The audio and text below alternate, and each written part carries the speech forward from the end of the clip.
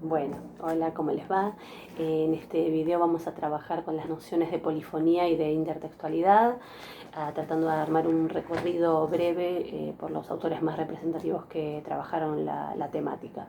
Comenzamos con Mikhail Bakhtin, quien trabajó sobre todo el concepto de polifonía, así como otros dos conceptos afines que son el de plurilingüismo y el de dialogismo. La primera obra a analizar es esta, que es Los problemas de la poética de Dostoyevsky, que es una obra del año 1929. Y en segundo lugar vamos a trabajar también con otra obra de Bakhtin más tardía, del año 78, que es La teoría estética de la novela. Comenzamos entonces primero con los problemas de la poética de Dostoyevsky.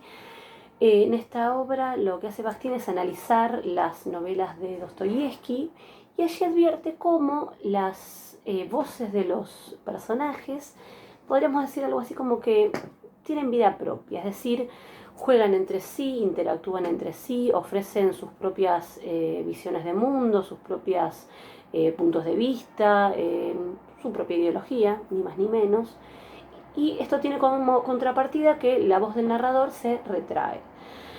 ¿Qué va a implicar este movimiento? Por un lado, que estas voces de los personajes estarían escapando de lo que podríamos llamar el poder objetivizador de la figura o de la voz del narrador, para pasar a ser sujetos, ellas mismas sujetos, entendiendo que son sujetos porque producen sus propias significaciones.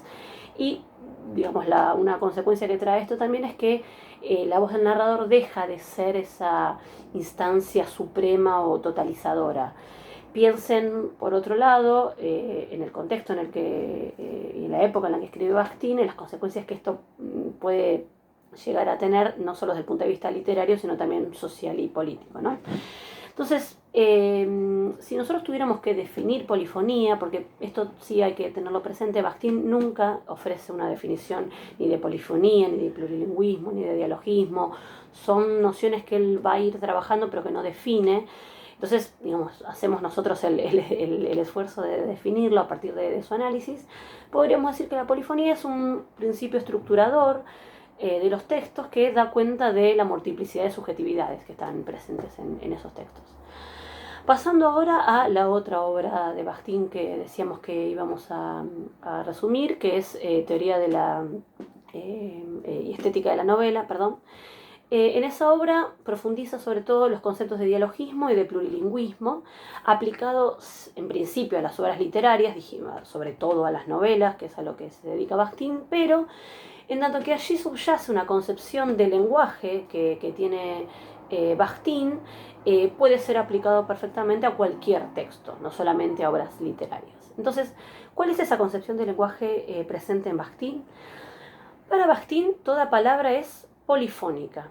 Eso quiere decir que toda palabra entabla un diálogo con otro, con un otro. ¿Qué es ese otro? Y ese otro puede ser otra palabra, puede ser su contexto, puede ser la historia, puede ser el destinatario de ese enunciado o el mismo enunciador de ese enunciado. Es decir, cada vez que nosotros hablamos, llevamos a cabo un acto de apropiación de la lengua, pero esa apropiación nunca es completa, nunca es total, nunca las palabras son completamente nuestras, sino que siempre hay rastros en nuestras palabras de esos otros, van a estar ahí siempre presentes. Hay una metáfora que utiliza Bakhtin que es la metáfora de Adán, o sea, no existe tal cosa como ser Adán el que primero nombra a las cosas. Siempre que nosotros hablamos, nuestras palabras ya están en diálogo con esas otras palabras dichas, o bueno, todo esto que decíamos, otros diálogos, o su contexto, o la historia misma. Entonces, así como toda palabra es para Bakhtin polifónica, también todo discurso es dialógico. Es decir, todo discurso se dirige siempre a un otro, ya sea porque yo, por ejemplo, al dar mi enunciado estoy respondiendo a un discurso previo, sino también porque en mi propio discurso yo también puedo estar anticipando, o sea, lo que sería como una actitud prospectiva, o sea, yo puedo estar anticipando algo que se puede decir a partir de lo que yo estoy diciendo.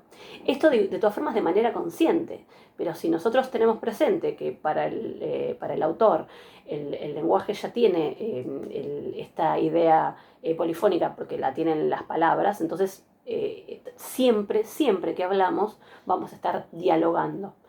Bien, entonces, digamos así, a modo de conclusión, la importancia que tiene la propuesta de Bakhtin es esta idea de que con esto se rompe lo que podríamos llamar esta ilusión referencial del lenguaje. O sea, no hay tal cosa como un lenguaje transparente, claro, en donde el emisor hace un enunciado que llega directo y en los mismos términos en los que ese enunciador lo concibe a su receptor.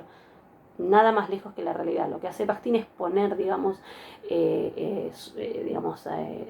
esta idea, o sea, poner de relieve, quiere decir, esta idea de que el lenguaje es complejo porque está atravesado precisamente por estos otros de los que decíamos siempre se aparece una huella, un rastro en cada palabra. Así que bueno, esta es en principio el resumen de Bakhtin. Ahora vamos a ver también cómo es retomada esta teoría de Bakhtin o estas ideas de Bakhtin en otros autores.